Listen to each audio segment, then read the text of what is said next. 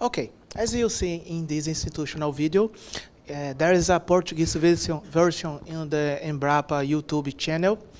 The main objective is to make another visualization of the Brazilian potential into sustainability of his agriculture and so on.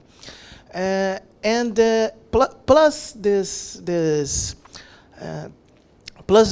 studies to send to OECD and FAO, these data sets will be studied to zoom out, to zoom in the studies into states and municipalities. And this is the main website on the Geological Survey of Brazil domain. And there we can show more information, more technical information about these indicators. I will show you 3 or 4, I think so.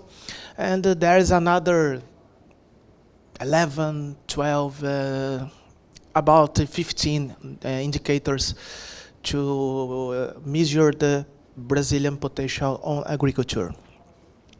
And what is the digital modeling? The digital modeling has the objective to publish indicators based on the official data from Brazilian government, like IBGE, the EMBRAPA, the Geological Survey, and other institutions like Kenya Observatory, and something like data from map biomas and so on. And some indicators that we are working now is the NPK, nitrogen, phosphorus, and potassium, to see how enriched or how covered the Brazilian soils are with these chemical elements, even with natural reasons or anthropic reasons. Even the greenhouse gases, ammonia, land use, and so on. Our objective is to create an intelligent environment based on automated data pipelines to extract from the various sources, process this data, and deliver to a centralized database to feed an API and geoservices to show it into a dashboard and maps. We adopted the medallion architecture as the basis for the process execution. And the objective of this work is to discuss how this kind of architecture is really good to work with this complex data. And how can we use it into the project? How can we extend it to other projects on the Geological Survey of Brazil? And for who doesn't know this concept, to show the basis. In the end, we are making some dashboards to visualize and publish these indicators. This video has about 1 year ago when we proposed the study, when we proposed the architecture, but we have to hurry up because we want to show to the minister, to show to some directors in the SBGB and the EMBRAPA, and we make a mashup with FOSS4G solutions and proprietary solutions. And in this year, we are developing a solution with 100% with FOSS4G. And as I said, it's a work in progress, and we expect to release them in 2025. And this is our first prototype. I think some of you know this shape. And even it was faster to make this dashboard. But we have some trouble because some functionalities that we need, this framework doesn't support. You don't know you know who I'm talking about. They earned a great fee, a bigger fee to customize this dashboard, and we say no. We prefer to call an IT professionals to make from zero, and we in geological survey we like tutoring these guys, these IT professionals that has great experience in front end, like my friend Rami, but but they are not so specialist, so skilled into geospatial frameworks that I enter in the project. But what is the fucking medallion architecture? I think I can summarize the architecture in this picture. We have some phases. I think I can go to the other side. Okay. We have some phases that we have to execute. The first, this one here, is the data ingestion, when we have to collect data in various formats, in various sizes, and in various sources. This data is collected as is, raw data. And the medallion, like the Olympics, bronze, silver, and gold, represents the stages of how fine, how enriched are your data sets. Into the bronze stage, we stores the raw data. We save the original data collected from resource. It doesn't matter in which format he comes. We store in the bronze station. In the silver phase, in the silver data set, we start the process of data wrangling, cleaning data, like string deduplication, missing treatment, some conversion, like number to data if the data is presented in years. And this phase, we take the raw data and transform it into cleaned data. And the gold enriched data is the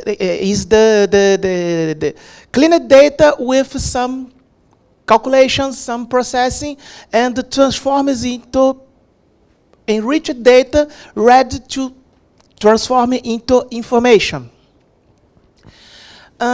We choose to work with 100% in Python, and to make these scripts to extract, transform, and load. Yes, ETL.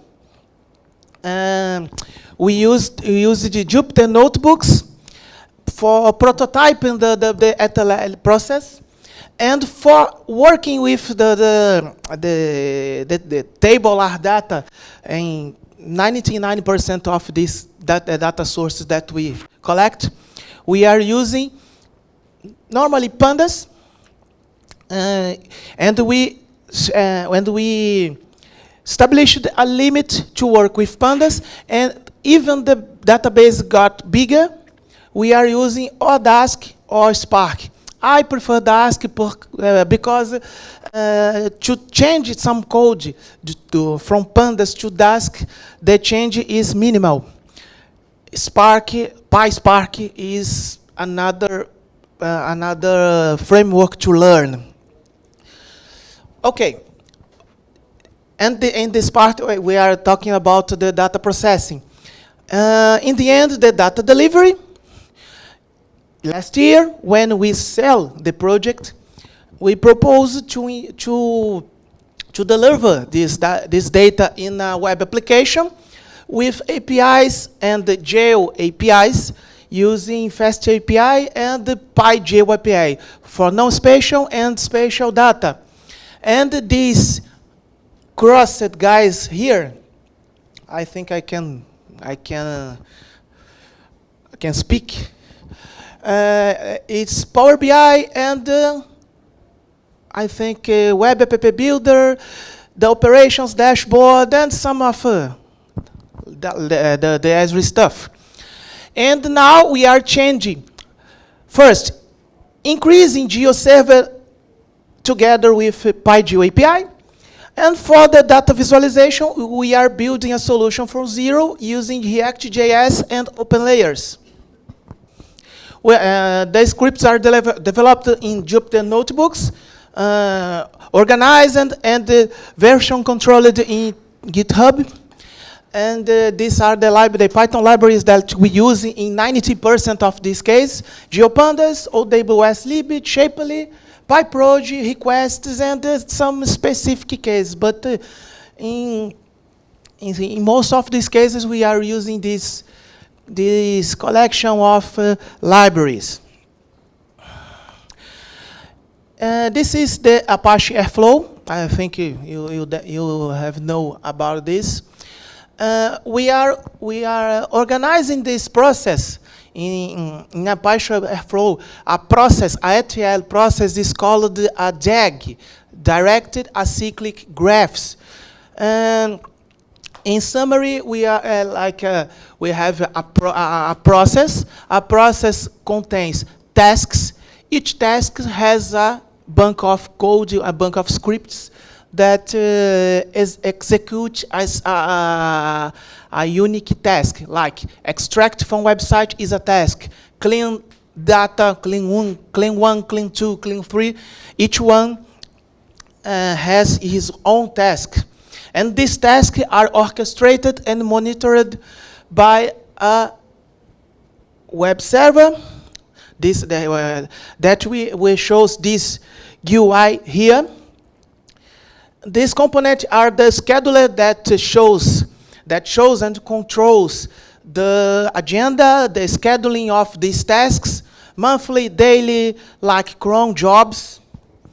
But this guy doesn't use cron. This guy uses salary beat. An executor that sends jobs for a pool of workers. Each worker can be a server, can be a container, can be a Kubernetes pod. And this is management of one process. These lines, these columns in green, even each thickness, if bigger is the thickness of this column, longer the process runs on. Each row, each line represents a task. The green tasks, okay? The red tasks failed. Even a task failed, the downstream tasks are colored by yellow because they are not executed. And this is highly programmable into the Airflow API. These pink ones represents a decision.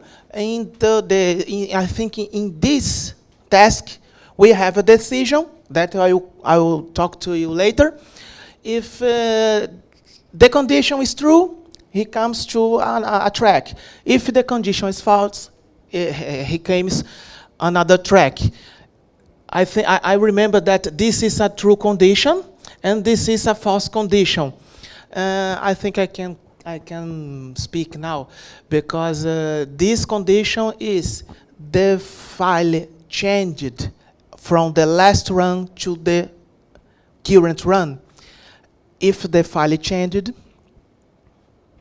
we have to process, transform, and load. If the file doesn't change, why we have to do all this stuff? See if our bronze data doesn't change. Okay, data ingestion. In all time, we have remote connections to various services and websites. And we work it to several formats, and each format has your own way of treatment. Web services, REST API, SOAP API, some OGC services, WFS mainly, sheets, CSV, Excel, structured data, JSON, GeoJSON, XML, web scraping. Yes, we collect data from HTML pages. Rarely, one case we work with PDFs, and one case we work with analog reports. Analog reports we said we have to scan paper and collect data from scanned paper. I think I can pass here. My time is running out. I will show you only one example, but we have more too because of the time. For the NPK indicator, nitrogen, phosphorus, and potash, we have 4 sources that we collected data. From Sidra, from IBGE Sidra, we collect data from production, how many cultures are planted in Brazil in unit of area, tons of fruits and seeds, I think so. We collect data from pork poops, chicken poops, because they produce nitrogen, they produce phosphorus, and this is a factor for the NPK balance.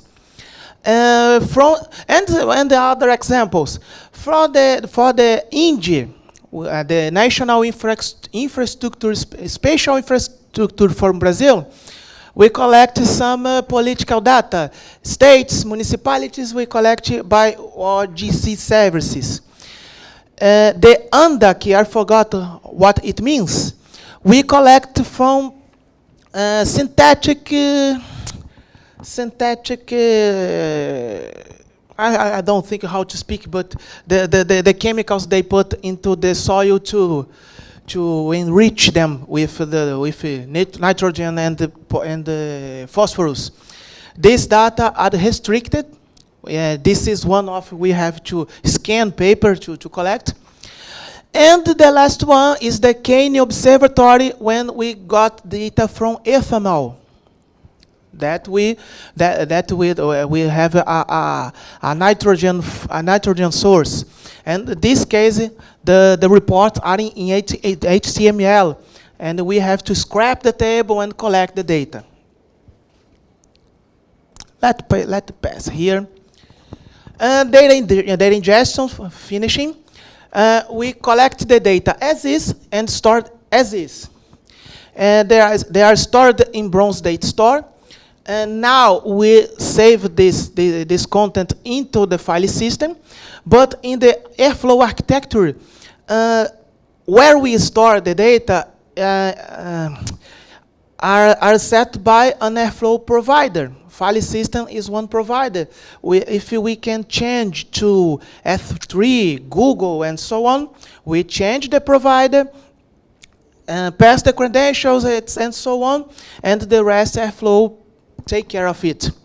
But we have some challenges with raw data because we have some limitations, like the number of requests in each website. In the Sidra website from IBGE, we have a limitation that we can collect 50,000 lines, no matter if the line is blank, if it has dirty data, but our top is 1,500 lines, and we have to iterate some of requests. For the agriculture production of Brazil, we have to make almost 400 iterations. The data quality and size, as I said to you, we have some dirty information that we have to treat. And the integrity, as I said to you, and I show into the Airflow panorama of the process, we In certain cases, we collected gigabytes of data. Why we have to collect, process again? After the data collection, we calculate the hash of the file, save in the same folder, and in the next execution, we have to download it again, and we check the integrity, we check the checksum of the data. If the checksum is equal, we can abort the process and okay. As you will see the difference of the thickness into the process. But okay, analytics. Basically, all of our data is time series. All of data are not spatial. We only use spatial data for reference, country, state, municipality. We work in this data with non-spatial data. We prototype the process in Jupyter, as I said, implement these functions that we created in Jupyter into Airflow, and the transformation stages, cleaning, enrichment, and the calculus of the indicator, we isolate into one Airflow task, or make it simple, a Python function. And scalability may be a challenge because of the size of the data. If your data is small, we can work with pandas with no problem. But if the database can be bigger, we have to use the clustered data frames like Dask or Spark. We prefer to use Dask because we have to rewrite little code, and the code that were implemented in pandas should work in Dask with no problem. The limit will be the number of workers that will be in the Dask cluster. The bronze medallion, like I said to you, stored in original format. File system is the format we can change to a cloud provider. We does integrity check. If the data are equal, we provide symbolic links to register that the process that will be executed, and stop the entire process. The processes are auditable and traceable because it's a script. It's only a script. And how many times to maintain downloaded data? Now we are not removing ancient data. So we have 2 years of data collection into our database with no problem. But in the future, it will be a problem. Silver medallion. We leveling the data, cleaning, check consistent, standardizing, and optimize store. It's stored in GeoParquet, and it's replaced, and it has new bronze data. After finished, it turns in input for enrichment stage, and this is the enrichment stage that we calculate the indicator. And like this example, we have nitrogen and phosphorus for biological fixation on ground. After gold data is filled, we provide APIs to even free this data and feed our dashboard. Okay, it's under construction. Okay, I think it's enough. Thank you for the attention. Thank you for your time.